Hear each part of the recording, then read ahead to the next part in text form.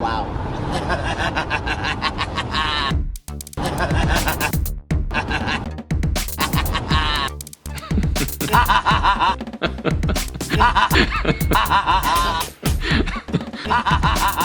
На мой хорошее настроение.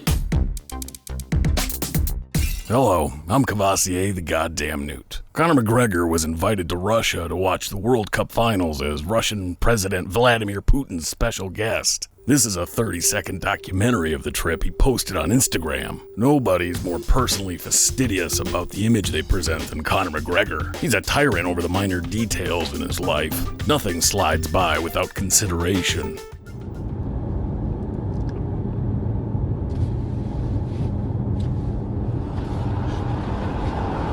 Wow.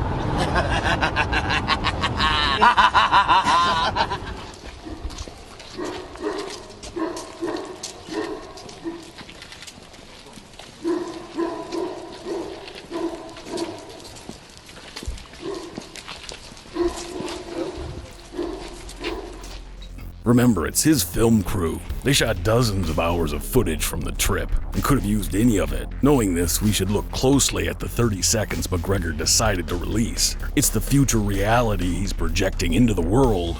Because of his absence from MMA, people say Conor is inactive. Wrong. He's looking forward. McGregor's in the passing lane, heading to an important destination. The hood ornament shows attention to detail and affluence. Watch, cufflinks, and tailored suit repeat the theme, detail and affluence. The watch also signifies time. McGregor is aware he's taking in the world around him, both literally and conceptually, as the passage of time. Highway sign in Cyrillic, a journey into the unknown, the exotic. Conor's response? Wow. This is pretty interesting. Conor's first reaction is to the reality he finds himself in, from a failed assistant plumber living on the dole with his girlfriend in his parents' attic, to one of the richest and most famous athletes in the world. Wow, indeed. Conor's second laugh is markedly different from the first. The first was a reaction to the surreal nature of the moment. The second laugh is what separates Conor from everyone else. This is someone reveling in the knowledge that he's about to loose chaos upon his considerable sphere of influence. Listen to the difference between the two. Watch Artem. He tries to smile and match Conor's laugh with his own joy or excitement. But look at his eyes as he forces a smile. This is something like fear or apprehension. Look at the concern bordering on panic written across Artem's forehead and brows. When he can't come close to mirroring Conor's frenzied state, Artem shrinks away from him. He even pulls his arms in and away from McGregor's madness. And hell, Artem knows firsthand what this madman is capable of when he slips from the chain. The final scene is McGregor touring a neighborhood with a large security detail. This refers back to the text of the post. My Russian compound is taking shape. A compound is a well-appointed and protected location where a person of influence is able to run his affairs without threats from an outside source. I wonder what kind of Russian business McGregor expects to do in the future.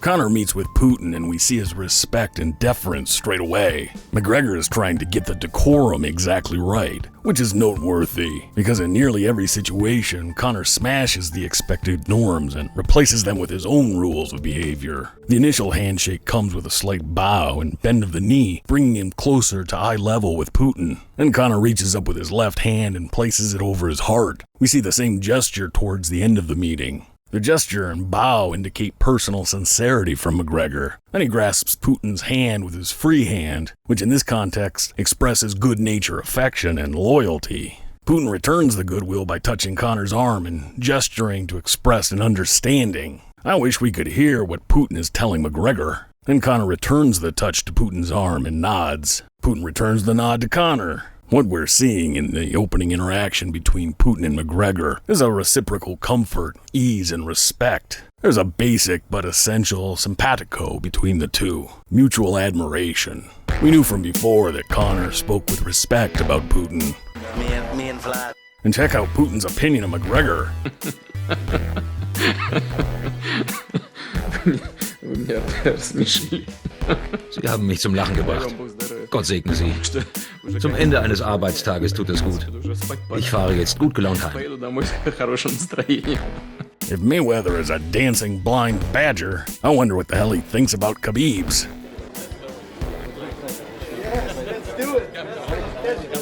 Putin mentions the possibility of something in the future. Conor touches him again and says, "Let's do it." We can see from Putin's gesture it's an idea that could take shape, but something must be done first or overcome. That's the little hand motion Putin is making here. McGregor agrees. He touches himself, then extends an open palm forward. The ball's in Conor's court. If he can follow through with his responsibilities, Putin's suggestion becomes a real possibility. What could this mean? Perhaps a return trip for a longer visit. Maybe a hunting trip where they hang out in the woods like a couple badasses, riding horses shirtless and invading the favelas of their enemies. Or maybe the opportunity to promote a matchup between himself and Khabib in Moscow. Who knows? I had a gift for you, my whiskey. Your security too tight. They took it off me. Make sure it was safe. Conor feels indebted and wants to express gratitude. He explains to Putin that he brought a gift, but the security team took it from him. You can see from Conor's hand gestures, the gift was obviously a bottle of Irish whiskey.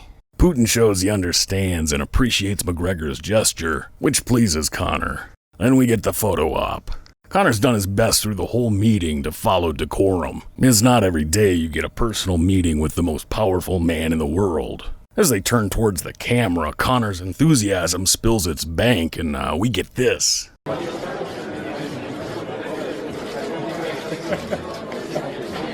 Are you kidding me? Did McGregor just gorilla arm Putin?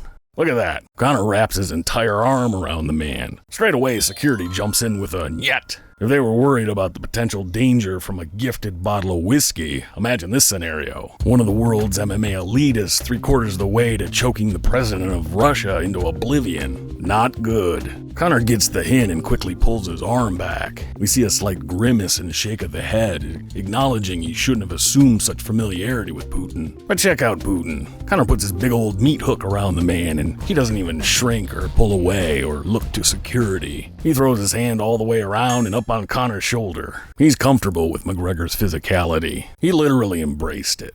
Conor tries to compose himself after the miscue. He holds his hands in front like he's been scolded. He starts to raise a fist, but thinks better of it. Then McGregor puts both hands at his sides and bows. It's a complete bow, including his face down.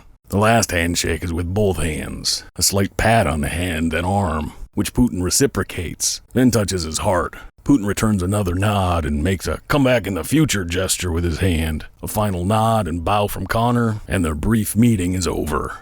Well, that was Conor McGregor's experience meeting Vladimir Putin at the World Cup finals. What about Khabib Nurmagomedov? Wasn't he at the World Cup too?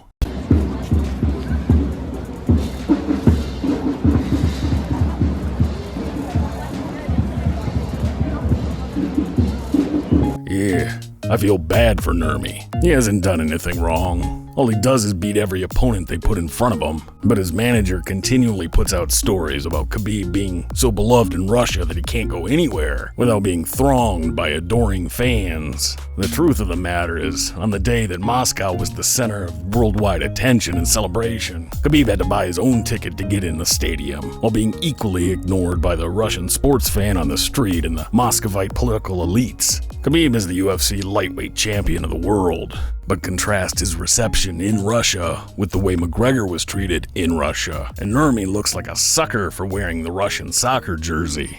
Unfortunately, things will only get worse for the poor guy as long as he continues to obsess with his words about Conor McGregor. Remember what Khabib said at UFC 205? Hey guys, Irish only 6 million, Russian 150 million. I wanna fight with your chicken because this is #1 easy fight in lightweight division. He was close. Ireland is 4.8 million, and Russia is 144 million. What's odd is Khabib doesn't mention 2.9 million, which is the population of Dagestan. Some of the time Khabib says he's Russian. Other times he talks about being a proud Dagestani. Yet he lives, trains, and cashes his paychecks in the United States. My Russian friends have told me for years that no one in Russia considers Khabib a real Russian. I find that hard to believe. But after Putin snubbed Khabib in favor of Conor McGregor, Nurmi's bitter rival, and we realize Khabib can prance up and down the streets of Moscow without bumping into a fan, I really have to wonder who the crowd would support if Khabib did face McGregor in Russia. We know which corner Putin stands in, but what about the average Russian fan? I've got to hand it to Conor. I knew mental warfare would be a big part of his game plan against Khabib. I just assumed he would Aldo the guy, come straight at him, insulting his country and backwards culture. Instead, McGregor's in the process of doing something much more devastating, and it appears too late for Khabib to switch horses now. Russian, 150 million. I want to fight with your chicken because this is #1 easy fight in lightweight division. Alhamdulillah. Man, that guy really loves him some deli ham. He's always talking about it. He's engaging, we're engaging, so we'll see. I'm currently in negotiations to face my next opponent. Do you know who it's gonna be, or? We have many options. There's the current interim lightweight champion. There's a undefeated Dagestani. Maybe a big Russian event. This is McGregor in New York back in June. An undefeated Dagestani. McGregor seems perfectly aware of what he's doing here. Well, that's what I see. Who do you think is winning the mind game so far between McGregor and Khabib? And will it make a difference if they ever try to settle things in the octagon? Let me know your thoughts in the comment section below or over on the Twitters. You don't need to agree with what I see, but if you enjoy this content and want more episodes more often, smash that like button and make sure to subscribe and turn on the notifications. Without your participation, none of this is possible. Remember, this isn't supposed to be easy.